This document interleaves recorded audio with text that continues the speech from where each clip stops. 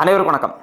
திமுக அமைச்சர் கே நேருவின் மகனும் நாடாளுமன்ற உறுப்பினருமான அருண் நேரு நேற்றைய தினம் ஒன்றிய அமைச்சர் நிர்மலா சீதாராமன் அவர்களை சந்தித்த அந்த காட்சிகளும் செய்திகளும் வெளியாகி பெரும் பரபரப்பை ஏற்படுத்தியிருக்கிறது. அது மட்டுமல்லாமல் இந்த சந்திப்பு பல்வேறு கேள்விகளையும் சந்தேகங்களையும் சேர்த்தே எழுப்பியிருக்கிறது. அது பற்றி தான் விரிவாக பேச போகிறோம்.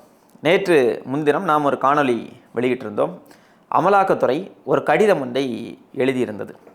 தமிழக டிஜிபி அவர்களுக்கும் தலைமைச் செயலாளருக்கும் லஞ்ச ஒழிப்புத்துறையினுடைய தலைமை இயக்குனருக்கும் எழுதப்பட்ட கடிதம். அந்த கடிதத்தில் தமிழக நகராட்சி துறையில் கிட்டத்தட்ட 1020 கோடி அளவிற்கு முறைகேடு நடந்திருக்கிறது. அதிலே அமைச்சர் கே நேரு மற்றும் அவர் சார்ந்த பல நபர்கள் சம்பந்தப்பட்டிருப்பதற்கான ஆதாரங்கள் எல்லாம் இதிலே இணைக்கப்பட்டிருக்கிறது. அவர்கள் மீது உடனடியாக வழக்கு பதிவு செய்து நடவடிக்கை எடுங்கள். அப்படி நடவடிக்கை எடுக்கவில்லை என்றால் காவல்துறைக்கும் இந்த முறைகேட்டில் சம்பந்தம் இருப்பதாக எடுத்துக்கொள்ளப்படும் என்று சொல்லி ஒரு எச்சரிக்கையோடு அமலாக்கத்துறை கடிதம் எழுதியிருந்தது. ஏற்கனவே ஒரு முறை கடிதம் எழுதி எந்த நடவடிக்கையும் காவல்துறை எடுக்காத காரணத்தால் மறுபடியும் ஒரு கடிதத்தை எழுதியிருந்தது. அந்த கடிதம் தான் இன்றைக்கு கே நேருவின் மகன் அருண் நேருவை டெல்லி வரைக்கும் சென்று ஒன்றிய அமைச்சர் நிர்மலா சீதாராமன் அவர்களை சந்திக்க வைத்திருக்கிறது.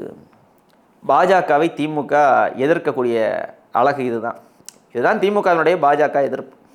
கடந்த 4.5 ஆண்டுகால திமுக ஆட்சியில் எத்தனையோ திமுகவினுடைய அமைச்சர்கள் திமுக தலைவர்களை எல்லாம் அமலாக்கத்துறை குறிவைத்ததாக செய்திகள் வந்தது. செந்தில் பாலாஜியாக இருக்கட்டும், பொன்முடியாக இருக்கட்டும், ஏவா வேலுவாக இருக்கட்டும், துரைமுருகன், இப்படி திமுகவினுடைய அமைச்சர்கள், அதே போன்ற திமுக நாடாளுமன்ற உறுப்பினர் ஜெகத் ரட்சகன், இப்படி திமுகவின் மூத்த தலைவர்கள் இவங்க எல்லோருமே அமலாக்கத்துறை ஏதோ ஒரு வகையில் இவர்களை ஒரு நெருக்கடிக்குள்ளாக்கிய சூழல்கள் எல்லாம் இருந்தது. ஆனால் என்ன நடக்கும்? ஒவ்வொரு முறையும் அமலாக்கத்துறை சோதனைக்கு வரும். 2 நாள் 3 நாள் பரபரப்பான ஒரு செய்தி ஆகும். அது ஒரு பேசுபொருளாக மாறும். அதுக்கப்புறமா இரவாக இவர்கள் எல்லோருமே டெல்லிக்கு செல்வார்கள். அதில் அமைச்சர் துரைமுருகன் அவர்கள் டெல்லிக்கு சென்ற செய்திகள் வெளியானது. அமைச்சர் செந்தில் பாலாஜி அவர்கள் டெல்லிக்கு சென்ற செய்தி வெளியானது. நாடாளுமன்ற உறுப்பினர் ஜெகத் ரட்சகன் அவர்கள் டெல்லிக்கு சென்ற செய்தி வெளியானது. எல்லாவற்றுக்கும் மேலாக ஐயா ஸ்டாலின் அவர்களே டெல்லிக்கு சென்று வந்த செய்திகள் எல்லாவற்றையும் நாம் பார்த்தோம். அமலாக்கத்துறையினுடைய இந்த சோதனைகள் எல்லாம் நடந்து கொண்டிருந்த காலகட்டத்தில் அதுக்கப்புறமா இந்த வழக்குகள் எல்லாமே அப்படியே மூடி மறைக்கப்பட்டுவிடும். இது குறித்து எந்த செய்தியுமே வெளியே வராது. இது ஒரு பெரிய பேசுபொருளாகவும் மாறாது. அமலாக்கத்துறையும் தீவிரமான எந்த விதமான நடவடிக்கையுமே எடுக்காமல் அமைதியாக இருந்து விடுவார்கள்.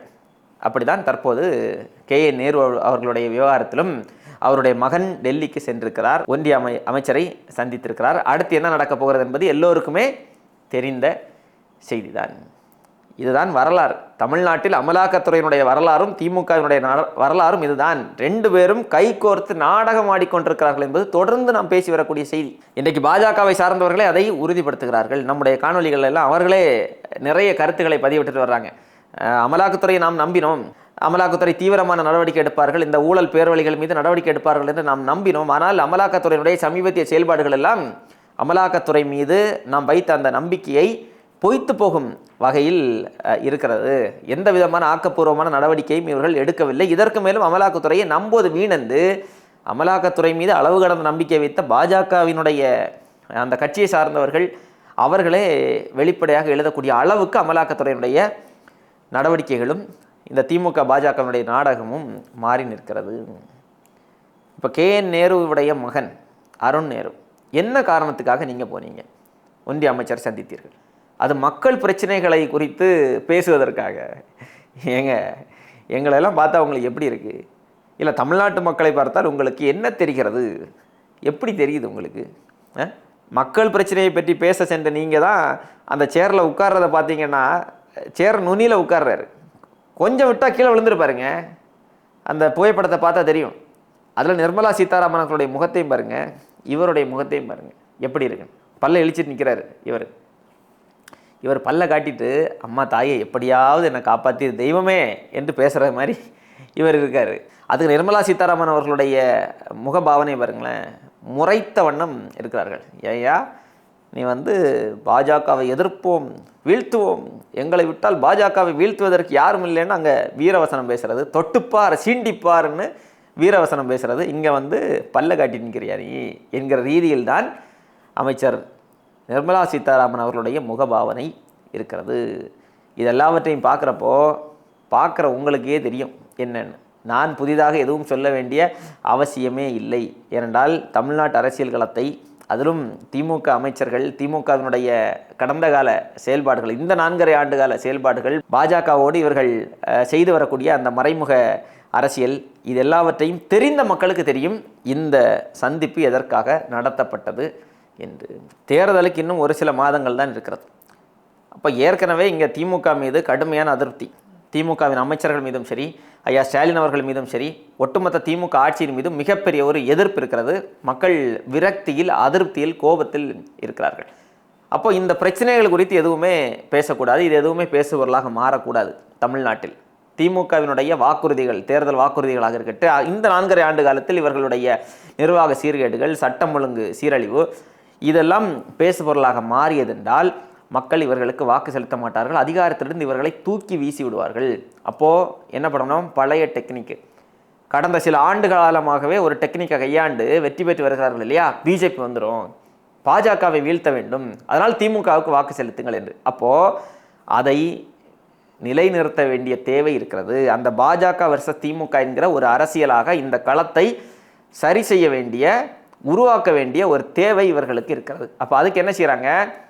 பாஜக திமுகவை எதிர்ப்பது போன்று ஒரு நாடகம், பதிலுக்கு திமுக பாஜகவை எதிர்ப்பது போன்று ஒரு நாடகம், இதை செய்ய வேண்டும். இதுதான் இங்கே நடக்கிறது. இது இப்போது மட்டுமல்ல, ஒவ்வொரு முறையும் நீங்கள் வாருங்கள், அமலாக்கத்துறையினுடைய சோதனை வருகிற போதெல்லாம் சோதனை நடக்கும், அதுக்கப்புறமா இவங்க போய் சந்திப்பாங்க, அதுக்கப்புறமா என்ன நடக்கும்? சமரசம். சமரசம். அப்போது வெளிப்படையாக பாஜக திமுகவை எதிர்ப்பது போன்ற ஒரு நாடகம், பதிலுக்கு திமுக பாஜகவை எதிர்ப்பது போன்ற ஒரு அரசியல் நாடகம். ஆனால் 2 பேருமே மாறி மாறி எதிர்க்க மாட்டாங்க. மறைமுகமாக 2 பேரும் கைகோர்த்து நின்று, உன்னை அடிக்கிறது மாதிரி நான் அடிப்பேன், நீ என்னை அடிக்கிறது மாதிரி அடிக்கணும், நாம் 2 பேரும் இங்கே எதிரிகள் என்கிற கட்டமைப்பு உருவாக்கப்பட்டால்தான் நம்ம 2 பேருக்குமே அரசியல் இருக்குது. இல்லை என்றால் தமிழ்நாட்டில் நம்ம 2 பேருக்குமே அரசியல் இல்லை. அதனால் இந்த ரெய்டு விடுறது மாதிரி நாங்கள் ரெய்டு விடுறோம், நீங்கள் அப்படியே ரெய்டுக்கு அப்புறமா எங்களை வந்து சந்திங்க, அதுக்கப்புறமா நம்ம 2 பேருமே சமரசமாகி போயிடலாம். இதுதான் நடந்து கொண்டிருக்கிறது. அப்படி இல்லை என்றால் இந்த அமலாக்கத்துறையினுடைய இந்த சோதனைகளுக்கு பிறகு ஏன் எந்த விதமான ஆக்கப்பூர்வமான நடவடிக்கைகளும் எடுக்கப்படுவதில்லை? ஏன் எடுக்கப்படுவதில்லை? நீதிமன்றத்தில் கூட இவங்க சரியான வாதங்களை முன்வைக்கிறது இல்லைங்க, முன்வைக்கிறது இல்லை. நம்ம தான் தொடர்ந்து பேசிட்டு வர்றோம். அமலாக்கத்துறையினுடைய எல்லா சோதனைகளை பற்றியும் நம்ம வலைவழியில் நம்ம பேசியிருக்கிறோம்.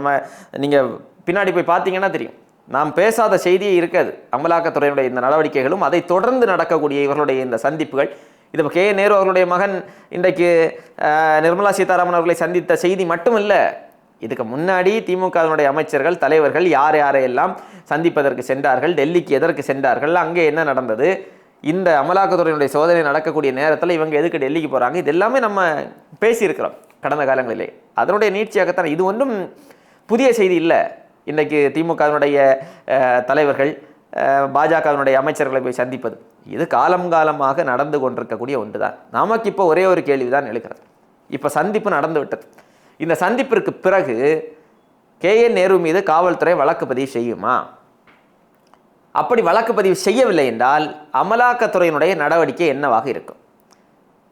இல்லைங்க, அமலாக்கத்துறை ஒரு ஆக்கப்பூர்வமான ஒரு அமைப்பு தான், ஒரு தனித்துவமான ஒரு அமைப்பு தான்.